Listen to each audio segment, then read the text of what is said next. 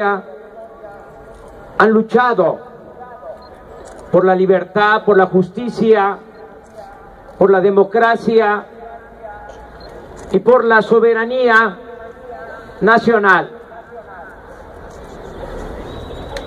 Quiero agradecerles por estar aquí, a todas, a todos ustedes, porque esto es lo más importante, la presencia de ustedes. Siempre recuerdo lo que decía el presidente Juárez: con el pueblo todo, sin el pueblo nada. Muchas gracias por estar aquí.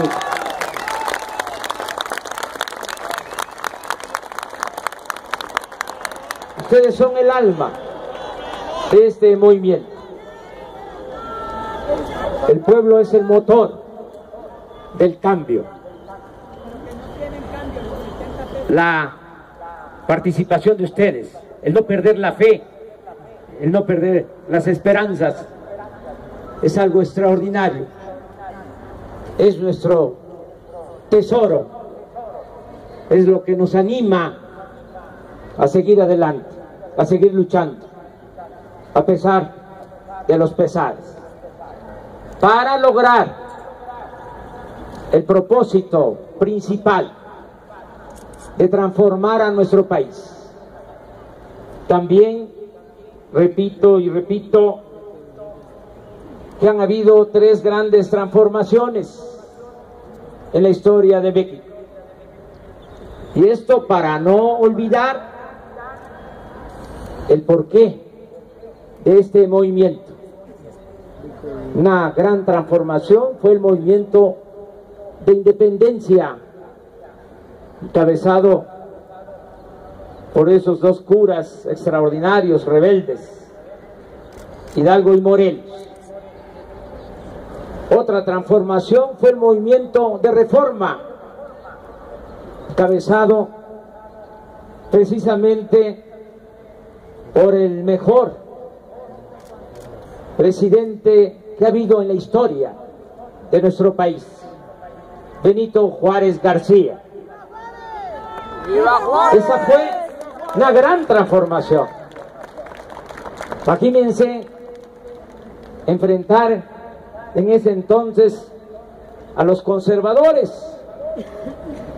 que como ahora se oponían a los cambios, y cuando ya estaban prácticamente derrotados, se atrevieron, porque así son, a ir al extranjero y a traer a un príncipe y a una emperatriz, y nos invadió el ejército más poderoso del mundo de ese entonces, el ejército francés. Pero Juárez, los liberales, nunca perdieron la fe en la causa que defendía. No se rindieron, lucharon con perseverancia y se logró la restauración de nuestra república y se expulsó a los invasores. La tercera transformación fue precisamente el movimiento revolucionario de 1910.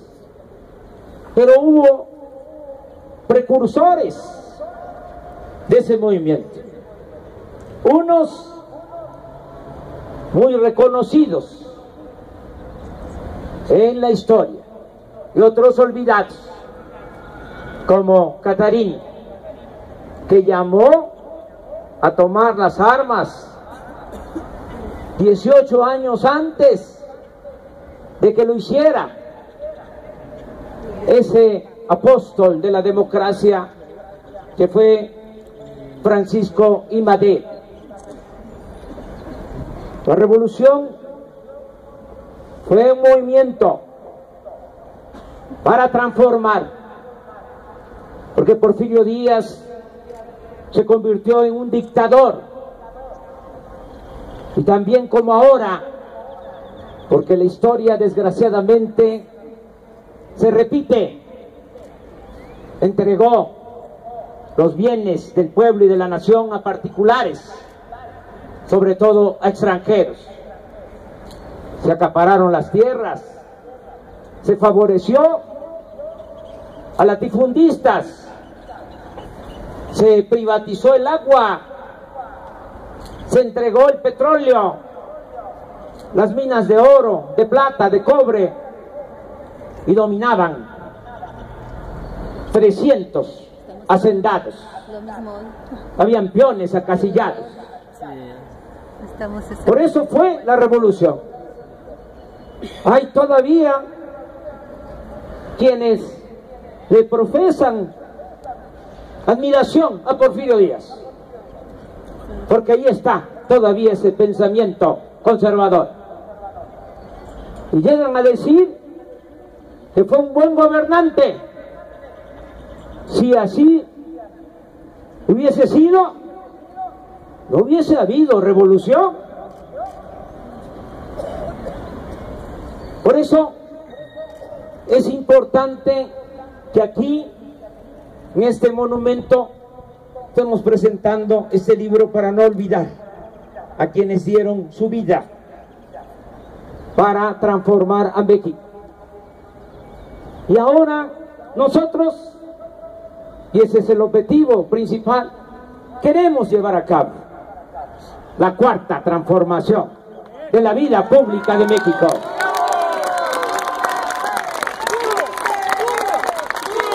Quizá una diferencia importante es que nosotros queremos lograr esa transformación por la vía pacífica, sin violencia. No es que nuestros mártires, los padres de nuestra patria, hayan apostado a la violencia, es que así se presentaron las circunstancias. Nosotros confiamos de que ahora, con la labor que estamos haciendo de informar, de orientar, de concientizar, de organizar al pueblo, logremos por la vía pacífica la transformación de nuestro país. Le pedí de manera muy especial, y no es algo espontáneo,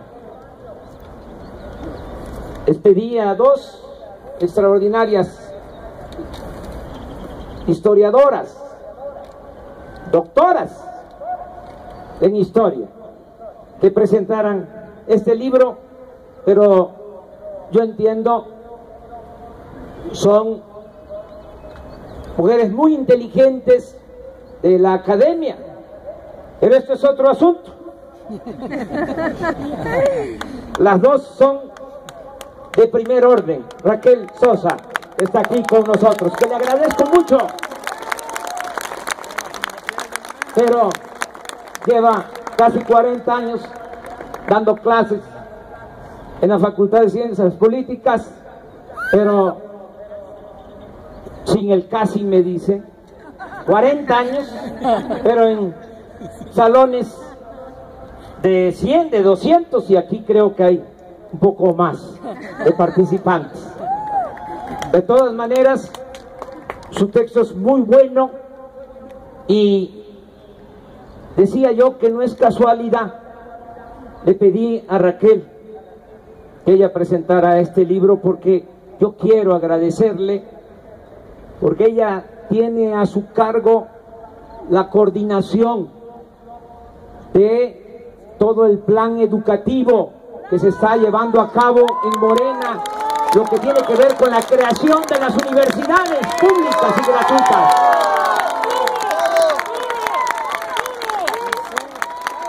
Invité también a la doctora Romana Falcón, que es investigadora del Colegio de México, porque desde hace muchos años, me consta, ella ha hecho trabajos de investigación sobre estos movimientos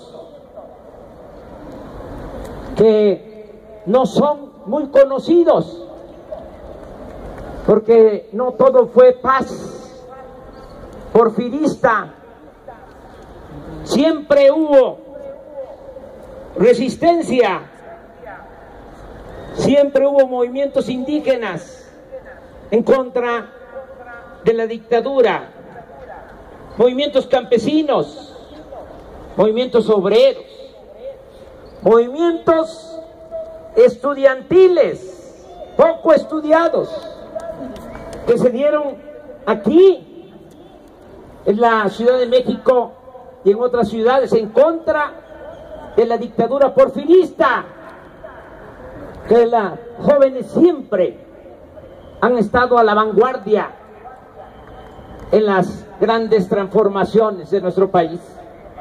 Por eso le pedí a Romana que ella presentara este libro. El personaje es fascinante, la historia de Catarino Erasmo Garza Rodríguez. Les recomiendo la lectura del libro. ¿Qué les puedo decir? Que nació en Matamoros, en un pueblo de Matamoros, Tamaulipas, en la frontera, y toda su vida la hizo en lo que hoy es el territorio de Texas, y en ese territorio que ahora no es tan liberal, surgió este personaje y organizó la revolución. ¿Qué demuestra esto? Que en cualquier lugar de la tierra, hasta en las circunstancias más difíciles, con autoritarismo, con tiranía, siempre hay mujeres y hombres que luchan, enfrentando todas las adversidades, por la libertad, por la justicia, por la democracia. De ahí surgió Catarino. Se fue formando poco a poco hasta ser un dirigente revolucionario, extraordinario. Y ya cuando era mucho el acoso, porque lo perseguía no solo el ejército mexicano, imagínense, en ese entonces estaba a cargo de su persecución el general Bernardo Reyes, que dominaba militarmente todo el norte. Pero también Catarino fue perseguido por el ejército de Estados Unidos, por los Rangers de Texas. De repente desaparece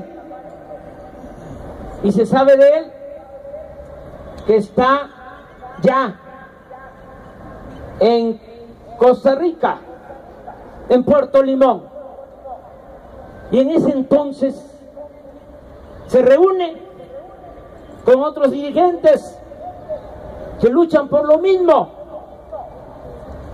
Ahí conoce a Maceo, que estaba luchando junto con José Martí por la independencia de Cuba. Y ahí conoce a un personaje extraordinario que se vuelve leyenda, un general Uribe, que es el prototipo que utiliza Gabriel García Márquez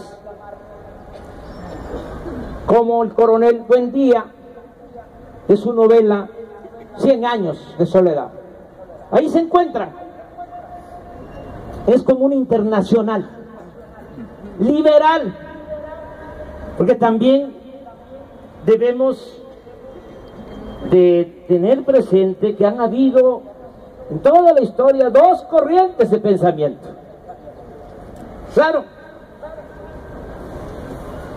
muchas otras, han habido matices, pero las dos corrientes principales de pensamiento han sido el movimiento conservador y el movimiento liberal.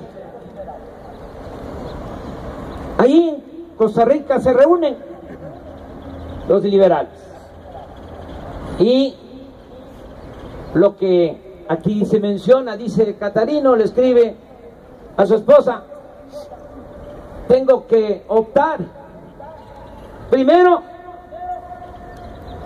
voy a ayudar a otros pueblos para que luego me apoyen a mí en mi propósito de liberar a México de la dictadura.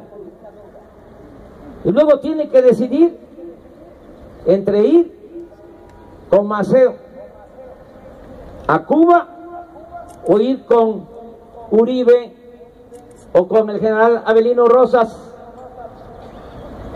a liberar Colombia, y decide irse a Colombia y le encargan tomar el puerto de Bocas del Toro, el cuartel que estaba en poder de los conservadores, y ahí se da un desembarco y ahí pierde la vida Catarino. Lo matan luchando como internacionalista.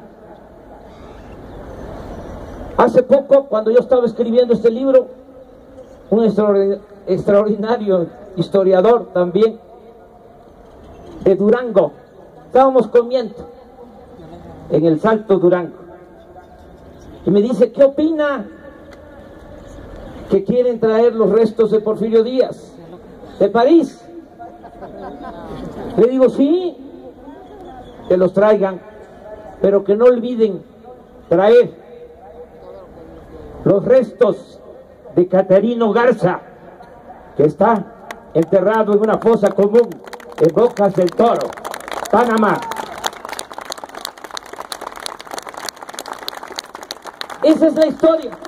Claro, yo la estoy resumiendo. Les va, creo, a gustar la historia y les va a gustar el libro.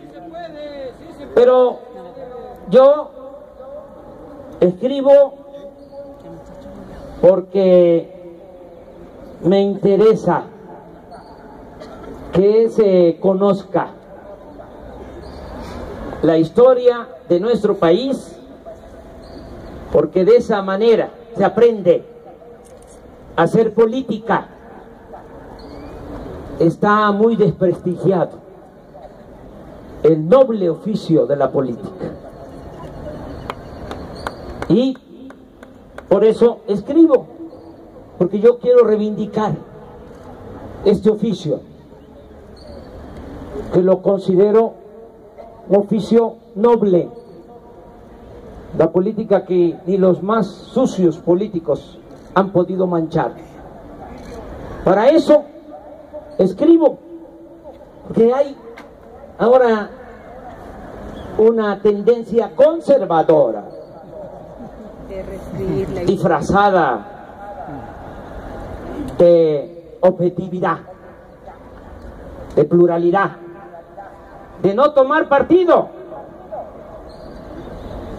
Se hacen investigaciones rigurosas, y ahí los tienen a todos en la academia, pero no se hace historia para transformar, que eso es lo que a nosotros nos importa. Decía Brecht, que hasta les traigo aquí la cita, decía que un analfabeta político es tan burro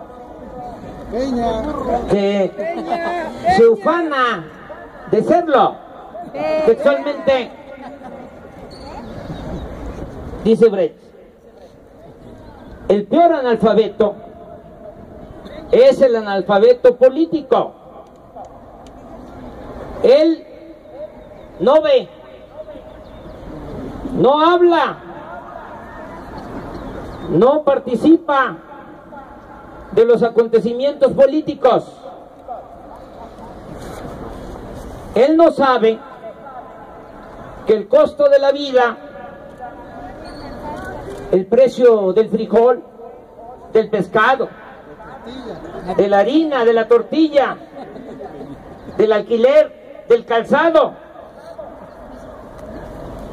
de la medicina, dependen de decisiones políticas. El analfabeto político es tan burro que se enorgullece e hincha el pecho diciendo que odia la política.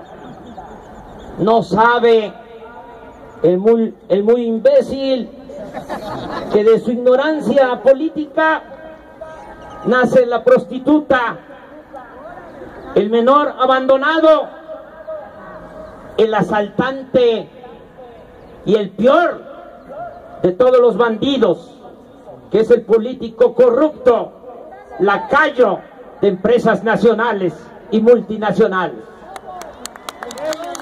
Por eso, no al analfabetismo político.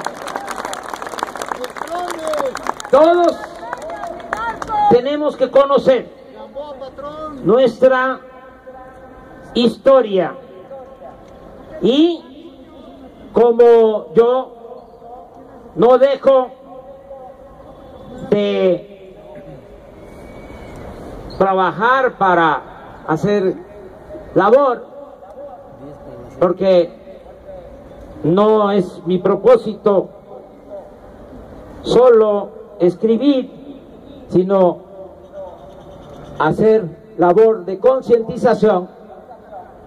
Aquí aprovecho para decirles y ofrezco disculpa, pero quiero convocarlos a todos. La mayoría son ciudadanos del Distrito Federal, ahora Ciudad de México, y vamos a tener una elección en junio, el día 5 de junio, domingo 5 de junio, y esto casi no se sabe porque la mafia del poder tiene mucho control de los medios de información y cuesta trabajo que se informe a la gente. Va a haber elecciones para elegir a los que van a escribir, a elaborar, a aprobar la Constitución de la Ciudad de México. Para eso van a ser esas elecciones. Claro, ya todo esto está distorsionado porque se van a elegir solo a 60 diputados constituyentes de 100 que van a existir. Van a haber 100 diputados constituyentes, pero por decisión de la cúpula de la mafia del poder van a nombrar, no a elegir, a 40, y solo le van a permitir a los ciudadanos del Distrito Federal elegir 60. 40 van a ser nombrados, designados, y solo 60 van a ser electos.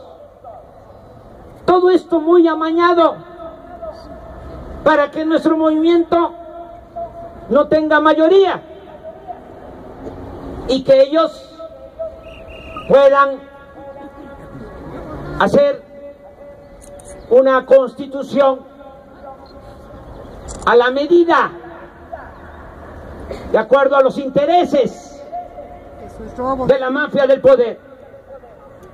Nosotros, a pesar de eso, a pesar de esa maña, a pesar de que las cartas están marcadas, vamos a participar porque les vamos a ganar la mayoría en la elección de los constituyentes. Y saben que vamos a participar para que Morena, y lo digo así con toda claridad, para que Morena defienda como siempre al pueblo de la Ciudad de México, porque es Morena el único partido que se oiga bien y que se oiga lejos, el único partido independiente, el único partido del pueblo y para el pueblo. Vamos a participar para que no haya retrocesos en la Ciudad de México, que no quieran cancelar los programas sociales, el apoyo a los adultos mayores, el apoyo a personas con discapacidad, el apoyo a madres solteras, que no se quiera en la Ciudad de México implantar la política de privatización de la educación, para que no se privatice el agua, para cancelar ese reglamento de tránsito arbitrario y corrupto. Para eso vamos a participar.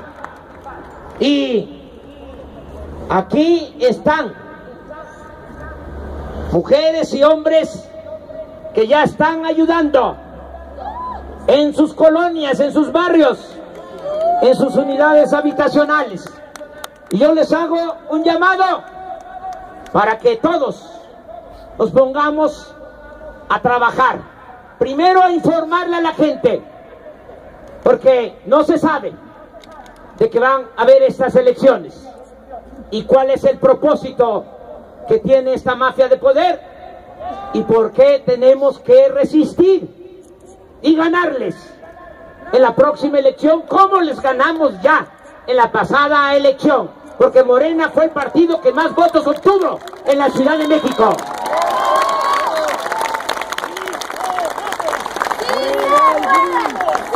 ¿Nos van a ayudar a hacer ese trabajo? A ver, que levanten la mano los que van a ayudar.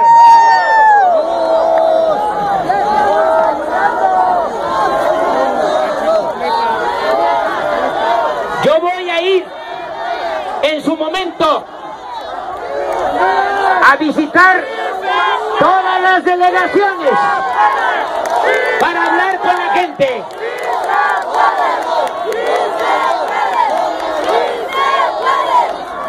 Este es el propósito también de este acto, que esperaban algunos que nada más fuese la presentación del libro de Catarino. Sí, es muy importante.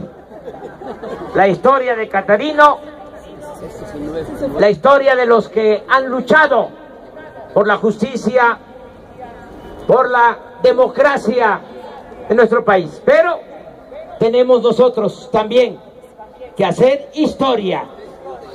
Para eso estamos aquí. Aprovecho para invitarles a participar Y de nuevo, muchas gracias de todo corazón por no perder la fe, por no perder las esperanzas. Y tengan presente que nunca jamás vamos a traicionar al pueblo de México.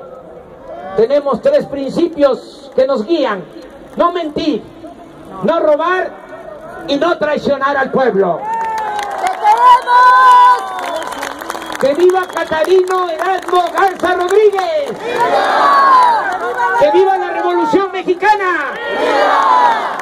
¡Viva México! ¡Viva! ¡Viva México! ¡Viva! ¡Viva México! ¡Viva! ¡Viva López Obrador!